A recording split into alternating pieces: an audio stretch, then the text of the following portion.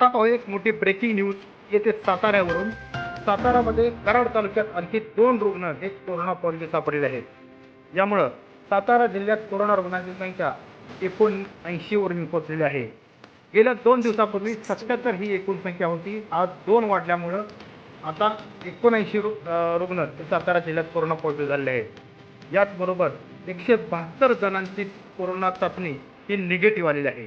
आत्ताची सर्वात मोठी ब्रेकिंग न्यूज पाहत आहे ती म्हणजे सातारा जिल्ह्यामध्ये अजून 2 रुग्ण हे पॉझिटिव्ह सापडले आहेत.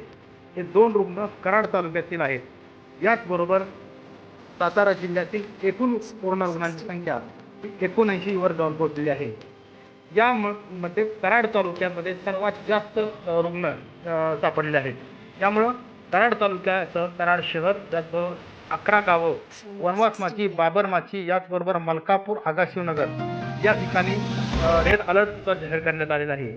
अर्थात सर्वात मोठी ब्रेकिंग न्यूज पाहताय तुम्ही ती म्हणजे सातारा जिल्ह्यात आणखी 2 कोरोना रुग्ण सापडल्यामुळं सातारा जिल्ह्यातील कोरोना रुग्णांची संख्या 79 वर जाऊन पोहोचलेली आहे.